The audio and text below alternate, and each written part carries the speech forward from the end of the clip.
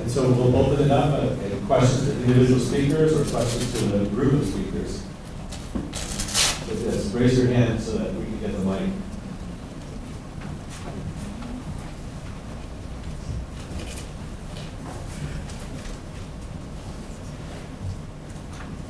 I had a question for Rick. It may be possible that random and systematic error method biases are confounded there. I just wondered if you do a multi-trait, multi-method matrix or some design like that to facilitate those things. So in terms of what would you see? I guess I want to know how different. What's the critical measurement aspect or method aspect that you would want to see in a computer for multiple traits? I mean, so we've done, for instance, these measures we have up here. So cross-roll variability, experience sampling variability, and then measures of some of these other types of things, and try to model those all together. Is that the type of thing that you would be looking for, or is there something? No, I'm thinking about the same person. All persons responding to the same questions using different methods and representing partitioning the error from the random error from the method bias that come from those different methods. Because if you just use one single method per person, then those are confounded. There's nothing to do about it. So what would you don't know what extent that it is biased? Yeah, no, so I think that's a great idea. So what would, so as far as getting at this self-report, if it's something that we're focusing on as far as self-report, though, what would you suggest as an alternative to what we have there? Well, you could have two or more different self-report measures, measuring the same concept, the same construct that everyone responds to. And then the method factors or other systematic bias would be represented separately from random measures. And then that would allow you to at least answer the question. That's part of the problem. Yeah, I think that's good.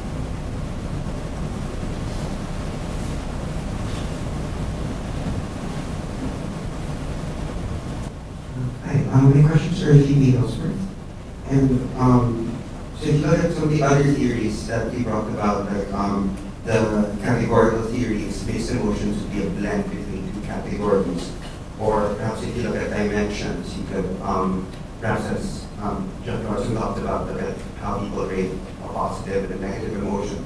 I'm wondering for appraisal theories, what would mixed emotions look like? What would what look like? Yeah,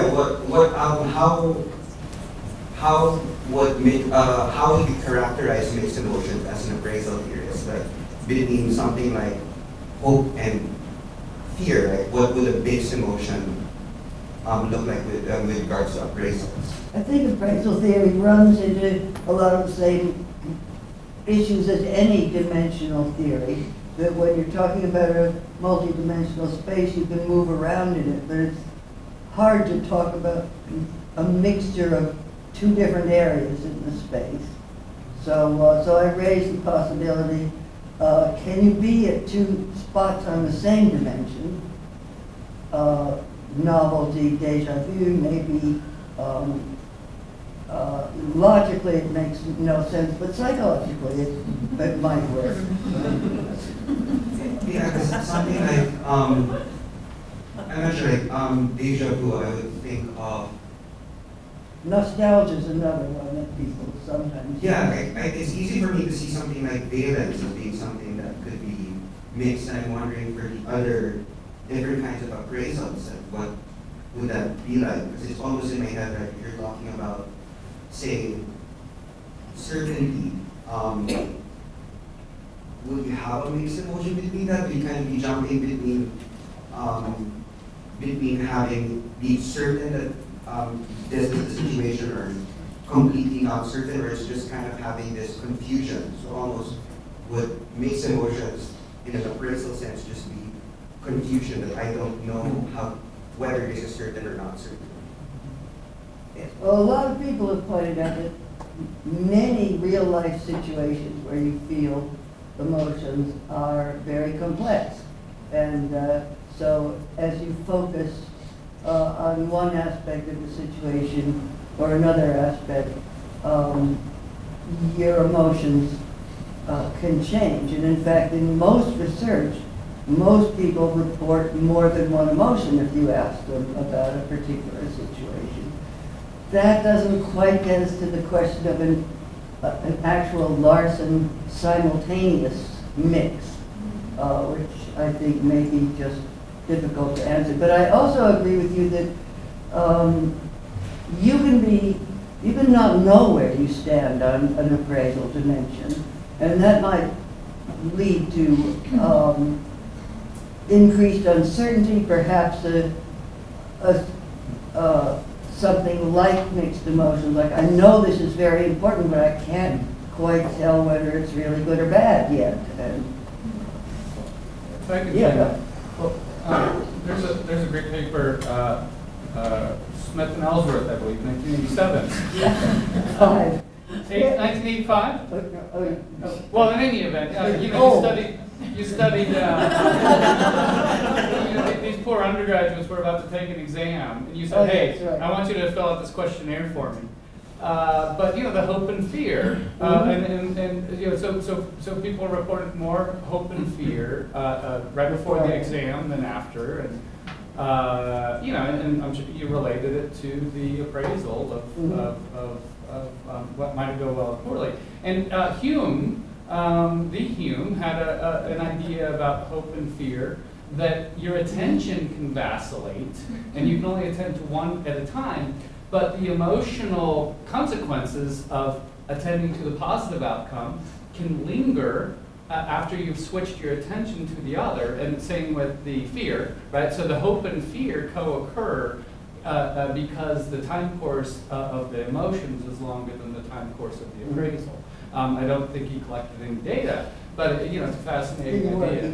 Oh yeah, right. Yeah. Reviewer 2. Can I ask a question too? So you do, and this might be taking this stupid, but I'm just wondering about with appraisals. Can you appraise two things together at the same time? I'm just wondering if you're thinking, oh my God, this is a concentration camp. This is really, really depressing. Oh, that's funny. That's really depressing. So you have this overlay of this is a concentration camp, but then, oh, and this is funny within the, so I'm just wondering, can you hold to appraisal? I'm like if you're at a free funeral and you're realizing, I just lost this person, I lost a friend, I just lost this person. So can that give rise to mixed emotions in appraisal theories? I think that's a question that we're here for.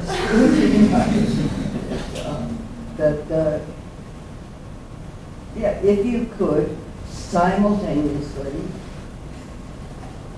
appraise two different aspects, then you would simultaneously experience two different emotions. But I think that's the question, right? But maybe you're appraising different aspects right. of the context, right? So maybe you're appraising both the concentration camp, but then your reaction to it, right? So you're appraising yourself in a way. I mean, and that's in conflict. Yeah, that'd be a meta mode, which a few people have spoken about. You're sad that you're happy, or you're happy that you're sad. Gosh, someone spoke about that decades ago, so there's that, and I've got another paradigm of where you've got this opportunity to win either $5 or $15. And it turns out that you win $5. So the economist said, well, is this a win or is it a loss? From prospect theory's perspective, there's that single reference point. But if we allow for the possibility of two reference points, it's both a win and a loss. And so people report mixed emotions here. I guess I don't know if that's two events or one event. Uli Shemak will present people with pairs of pictures, and they might be opposite valence. And this was first done by a guy Kellogg in 1915, I think. But when you present the two pictures at a time, they're opposite valence, you get mixed emotions. So clearly that's two events, as opposed to just one. So I'd like to think about this in maybe more abstract terms. One of the kinds of artificial neural networks that exist is a so-called winner-take-all. And it sounds like the bouncing between states is like a winner-take-all network. But you could also, there are other kinds of networks that you might consider. One is a fuzzy network, where there's only a distribution and no actual winner. So that seems like a possibility. And the third possibility that seems to me might be possible here, where you see two points in the space that appear to be co-occurring for dimensional theory. I think there is a logical way that can happen. And that is that you're seeing a shadow of from a higher dimensional space projected down onto a lower dimensional space. So the apparent two points in space are really one point in space, but at a higher dimension. So that's at least theoretically possible, mathematically possible, but whether It or not it makes any does sense suggest that is somebody ought to be able to come up with what that higher dimension is, which is a serious problem.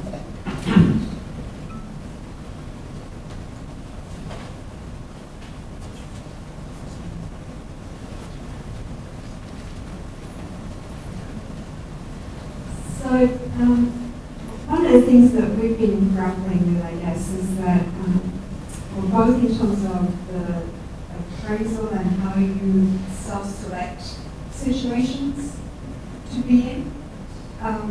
And of course, in the lab situation, you're trying to minimize that because you're exposing people to a particular context, except you haven't really controlled for that person who's brought into that and their interactions with the experimenters, or even on the solar system, what exactly happened just before they came in, they ran away, or were they going to be paid, all sorts of things, right? But in real life, I mean, we also self-select into situations, and so we may have an expectation that, that we're going to be in control, or we think that we've selected into a nice, positive social environment, or that we've got to have stress effect, or something like that, right? So is it then the violation of that expectation that is what draws your attention? And you probably also have expectations about the sorts of emotions or how much regulation or control or agency you're going to have. So it's a violation. Or on the other side is something like the DRM, for example, getting at how our appraisal, how we felt after an episode.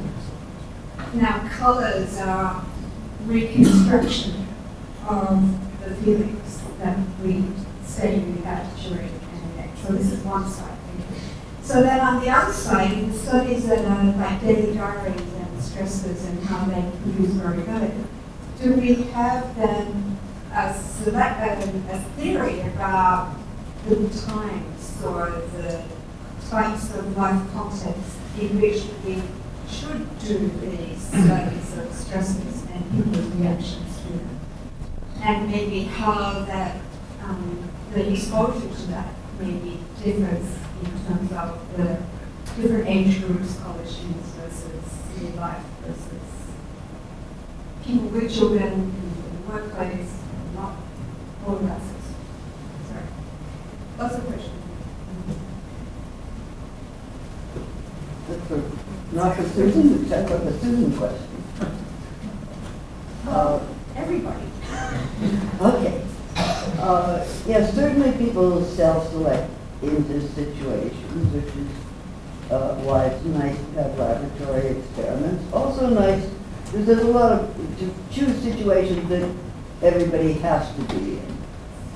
So if you're a professor, it comes up every once in a while that it's evening and you have to give a talk at 9 o'clock the next morning.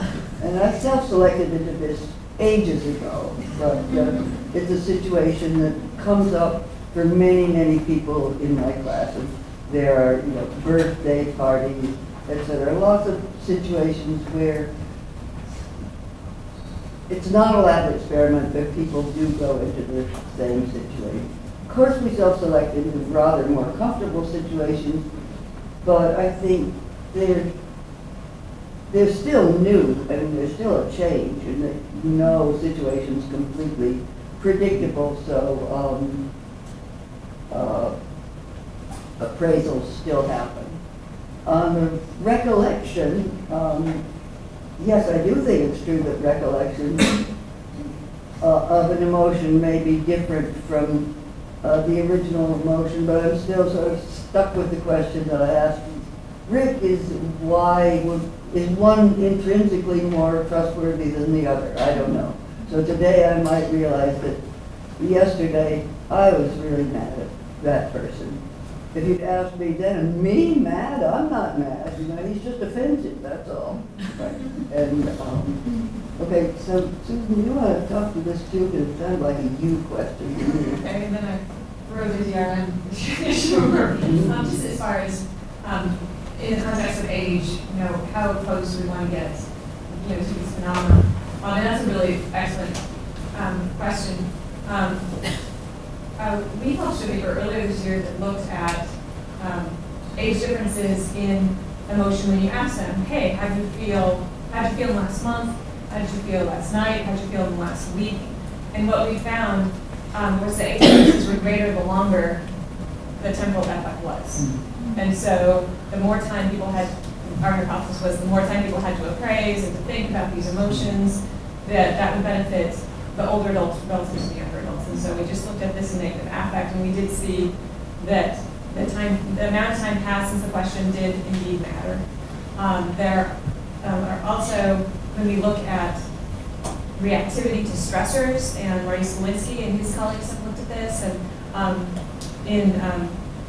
in momentary sampling data, and what he finds is similar to our findings of that the closer you get, the fewer the age differences. He finds that there's no age differences that vary, at that moment of the stressor, but the longer the time has passed from the stressor, then you see that it looks like older adults are reporting less reactivity. And so you do get stronger age differences the longer the time has passed, shorter the time, and you're at the time of the stressor. Of course, my question that I always have is what is more important? That we talk about are our memories of at the end of the day more important than what's happening at the time. The study is looking at how you felt about something predicts future behavior more than how you felt at the time you were doing it, whether you're going to take that vacation again, whether you're going to go out with that person again on the next date. It's more important than what you tell your friend at the end of the night. How was that date? And then the daily sampling you're filling out during the day. Just a second, I have to fill this out. And so we do see age differences, and I just wonder how these phenomena map onto other questions. So knowing these differences, still I'm not sure what it should be.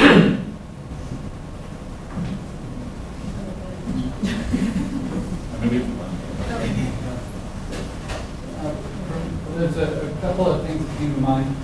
One is Gross's emotion regulation model starts with situation selection, and then foregone affective forecasting. Sometimes we're just wrong about how things turn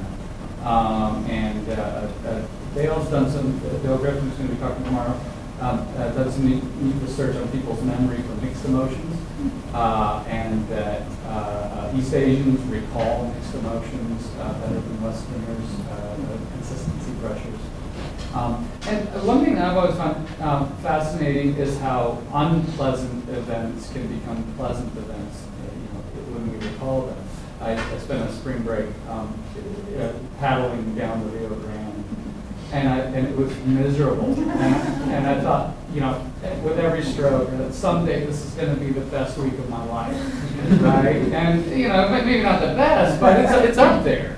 And so that you know, that's I think fascinating. And yeah, this question of, am I going to do it again?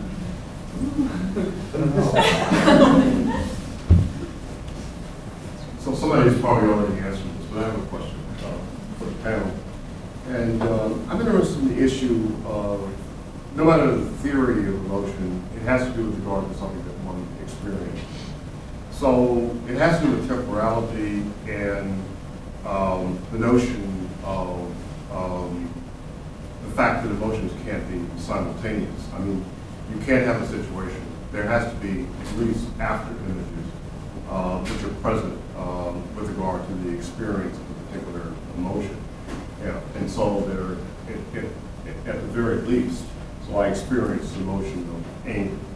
Well, you know, and it's happening in this particular second. It's not gone in the next second, or the third second, or the fourth second, or the fifth second. So the issue is, how does that impact then on thinking about other emotional states that might occur? And you got to remember the situation is undergoing certain kinds of changes. I've always been interested in situations which lag, that in situations which change, where the emotion of anger, for example, because the situation changes, is now inappropriate. You know, so you're a parent with your child, that's the one that I find most interesting.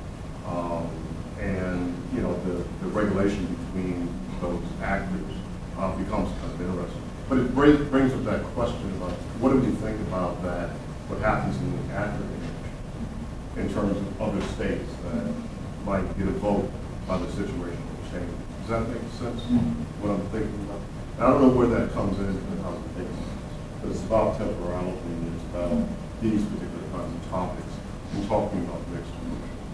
Maybe mixed emotions and nothing more than one after image which is still present from where the emotional state occurred, and another situation that prompts another emotion which is in the shadow of that particular first emotion. So we've done some research. If an emotion is a combination of appraisals, and sometimes the emotion sort of gets over, but some of the appraisals are still more available. They're lingering there. So if I've been angry, I see other people as the causes of bad events, right? And so I go through the rest of the day, and I'm annoyed at the car in front of me for not starting off from the light fast enough, and everybody's doing high agentic bad things to me that I might not have noticed if I had not been in that angry state earlier in the morning. So, so yes, it's very like an after image in a sense. I think it's very interesting what you raised about I'm suddenly realize that my emotion is inappropriate.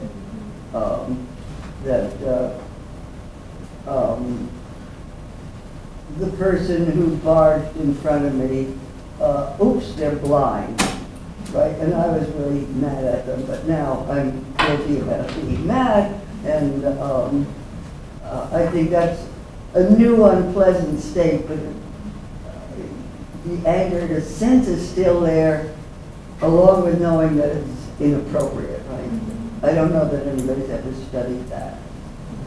In the minor, well, touching on this, going back to old Schwartz and Floor stuff, with you ask someone, hey, how's the weather down there? Then they recognize that they got to subtract out their current positive mood if it's a sunny day, and making their judgment of life satisfaction. But that's not as that's sort of touching on right. I think the issue you raised. I think it's really interesting you say about the after emotion. I remember when I first started studying emotion, I knew nothing about it as an undergrad. People said, well, emotions only last for like milliseconds. And then when they were talking about these mixed emotions, well, to me, happy, sad, happy, sad, happy, sad. And I thought, well, how does that feel? I mean, I'm probably so important. I'm feeling both happy and sad. I sometimes feel like these emotion theories, and then when I first started talking about how I wanted to study emotion, someone said, well, what are you going to study? And I said, well, it's how people record what they feel. And they said, well, that's not an emotion. It's a physiological, print. That's an emotion. And I thought, well, not to me. so I sometimes feel like these, especially these older theories of emotion, that emotions are these millisecond. I mean, that's why I'm very careful when I say my list of emotional experiences, because to everyone who's not a psychologist, it's an emotion, but to people who are emotion researchers, the word happy is not an emotion, because there's no distinct physiological profile. And I think it's kind of silly. So I feel like our theories, hopefully will kind of get at what's really happening in people's lives, and these maybe theories of emotional experiences instead of theories of emotion, because I really feel that what we're studying here when you're watching Life is Beautiful is like, to be honest, I don't care if I'm thinking horrible, oh sad, horrible, beautiful, horrible, wonderful, happy, and if I'm feeling all of these, I'm feeling a mixed emotion, whether it happens 1 millisecond at a time or at a blend. So I feel like our theories need to kind of get to the every man and woman, as opposed to stay in our, in our last. Can I say something to that? I have a big voice, you can hear that underneath that. But just what you just described is very interesting, and it has certain kinds of cognitive costs.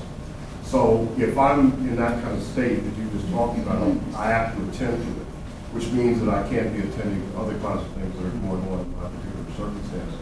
So that's going to have a certain kind of effect. So that's what I meant before. If people are, suffering from a variety of different kinds of apathy, and these other things are going, you literally have to attend to that because your states are all kind of confused and messed up. I mean, I personally prefer kind of an appraisal theoretical perspective on emotions. And, when the experiences and the feeling states can actually interfere with regard to the process of what the appraisal is, which is a cognitive process, that's got to have some particular kinds of effects as well, which can allow you then to miss certain things which are going on in your particular environment that maybe you ought to be attending to in order to influence what your next state ought to be. So, I mean, it's just those kinds of circumstances, of these hot circumstances that I think would be interesting to study. I mean, I think that is one useful thing about it. I think that we can talk about the technical details about what a mixed emotion is, and can you really experience them at the same time. And then there's kind of what you're saying, and I think what you're getting at is the feeling that you're having mixed emotions. Both of those might have real effects, even if they might not meet some of our other technical definitions of psychology experiencing emotions. It's worth kind of thinking about about these various ways of defining it and seeing if they have different effects on other people's lives. But intrusions, I mean, I think intrusions are very interesting. I mean, you're at a funeral, and there's a thought, because you think of something that's on, it's funny as hell, that you remember, which changes your particular state, so you start laughing. Well, there's something wrong with that. And then you're looking at yourself acting appropriately with regard to a set of circumstances. And all these things, make the complication. But it also says to me that any theory of emotion has got to have the notion of appraisal in its being part. I'm not just saying that for my colleagues, but I've always thought that she knows it. Susan's point reminds me about how every emotion theorist has a different definition of emotion. 19 and 19 came up with some taxonomy of definitions of emotion. I think there were 97 of them. And you ask people how long an emotion lasts, and Ekman says about a few seconds. And then Shearer, I think, says hours to days. And how can, I think about that, well, am I 3 in the morning as I'm sleeping, am I still angry? They're dealing with different kinds of data, right? Ekman, of course, is basing it on facial expressions. And you look at facial expressions and emotions last 3 seconds. You look at how people, talk about some emotion that they experienced last week, and then it becomes something that lasts a couple of days, perhaps. Craig Smith, who was the student I did the first work on this with, on facial expressions, would say, my father's facial expression has not changed in 30 years.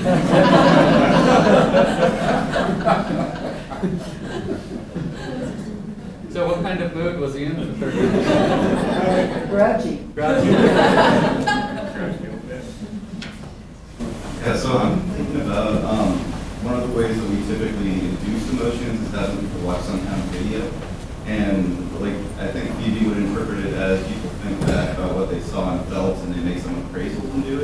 but in just task, they're kind of doing this continuously.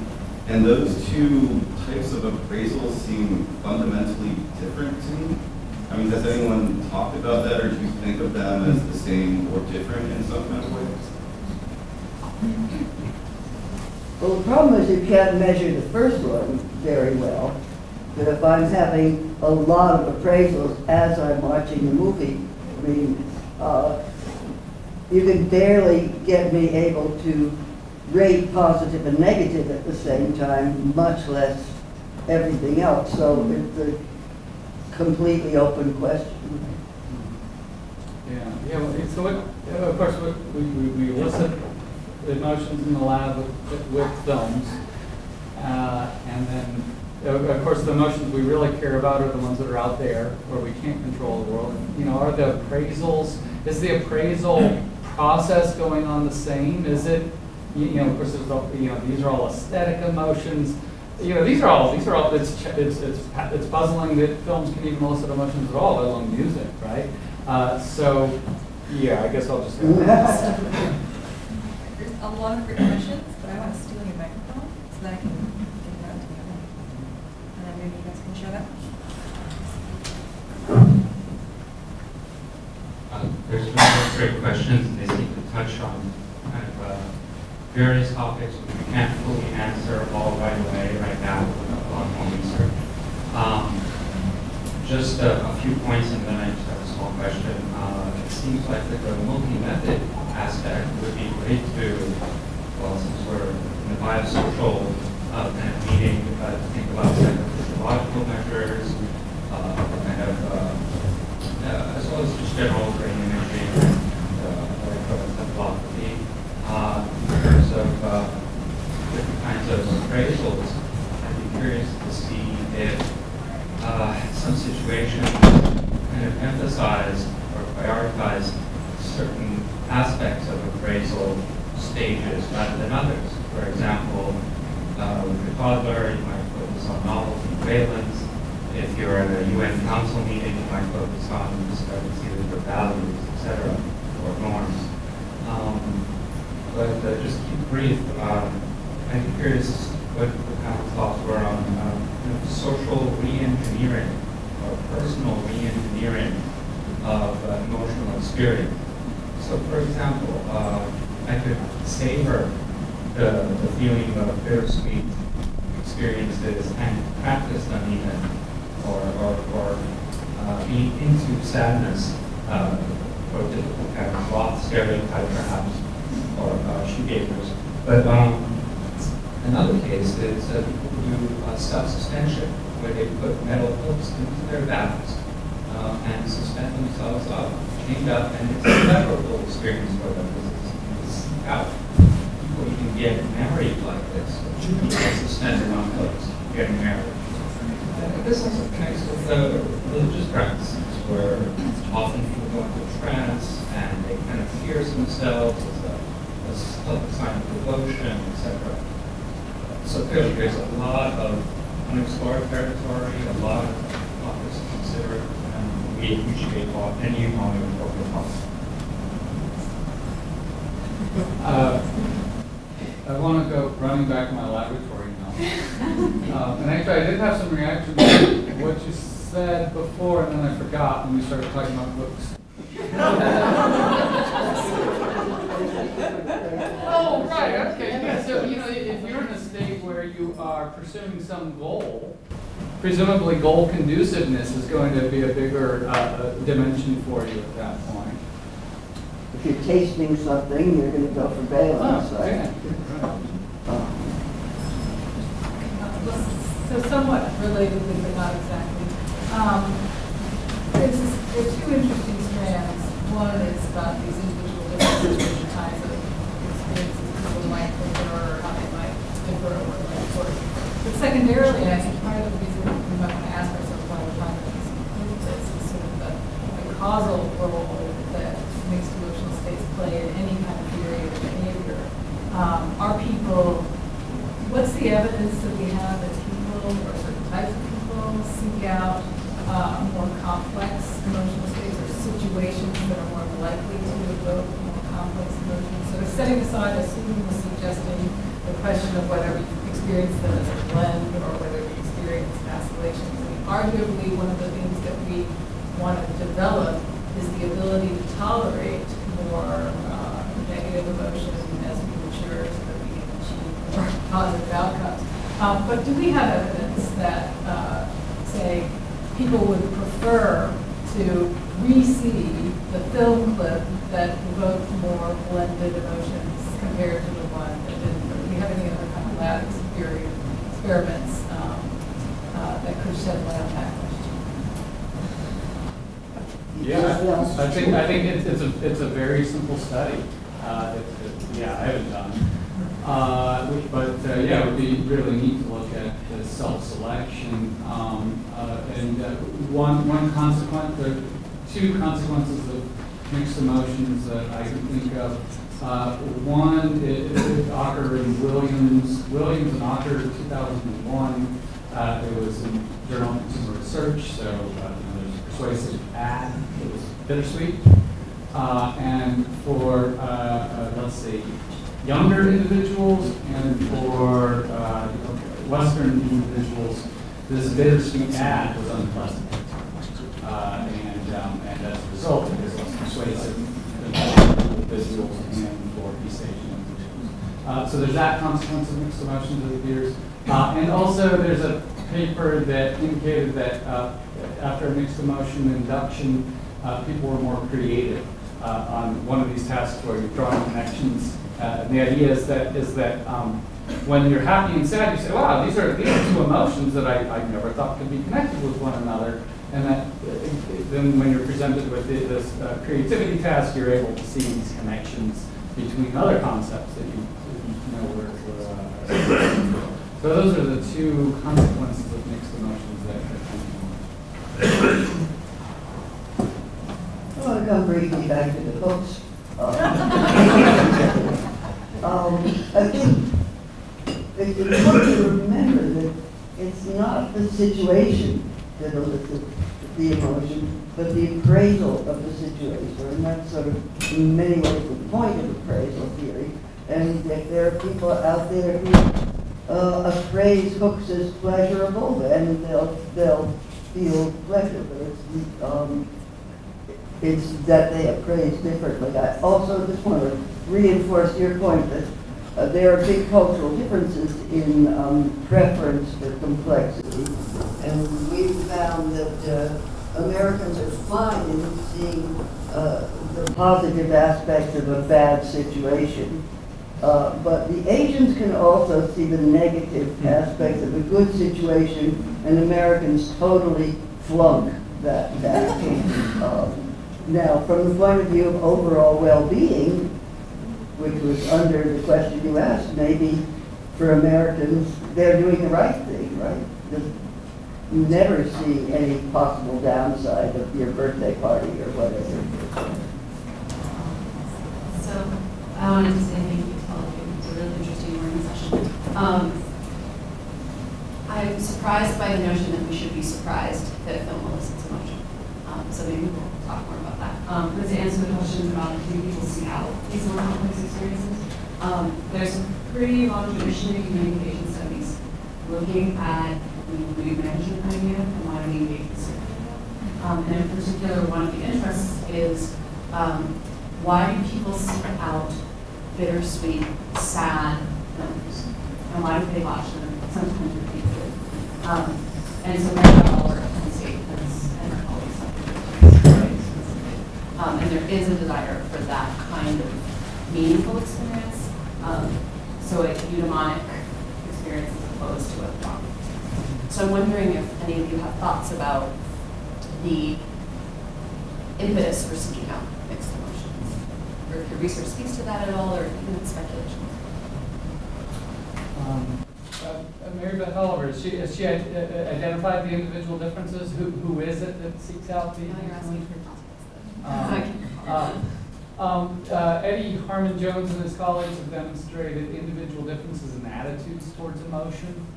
That some people enjoy being disgusted. You know, I guess these are the people who come up to us and say, "Here, you got to smell this." and you know, I do not. But so with the data that we've collected recently, we get these individual differences in attitudes towards emotion, and I think what we found in at least one data set, I don't know if it's replicated, is that people who enjoy being sad, or at least less negative than other people, they do report experiencing more mixed emotions during the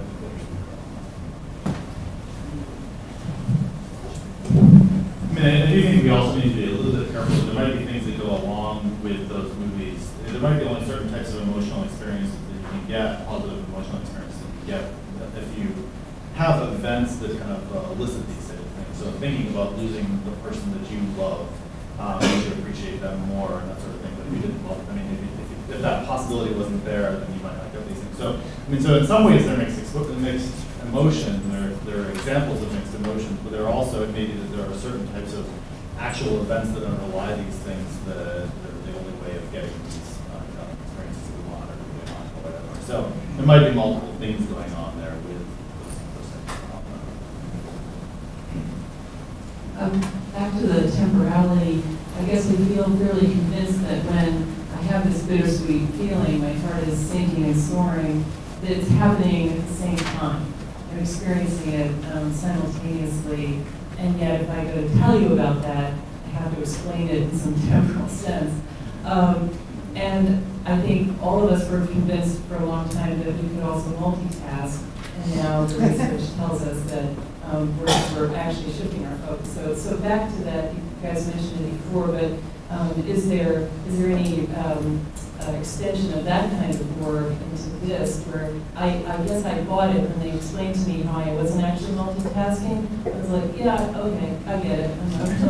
But I still feel really convinced when I'm experiencing that sense of bittersweetness that somehow my emotional life is complex enough that it is happening simultaneously.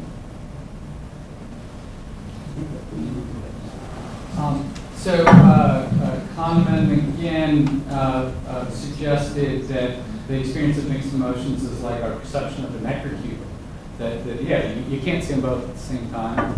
And Lisa Feldman-Barrett is also advancing this idea. And so if that's the case, you know, we give people this mouse with the two buttons, they might be pressing both buttons, but only because they can't switch back and forth fast enough, or you know, there might be any number of reasons why that perception of the experience of mixed emotions actually is consistent with that metaphor. And so trying to think about studies for sorting that out, but you know, I haven't got them yet.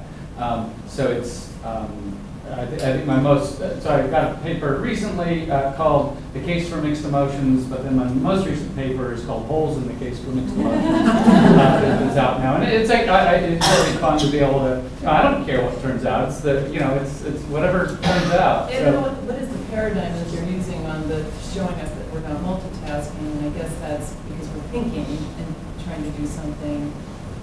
You're showing that we're actually shifting our focus. Yeah. But maybe we're looking at that paradigm. Mm-hmm. Yeah, thank you.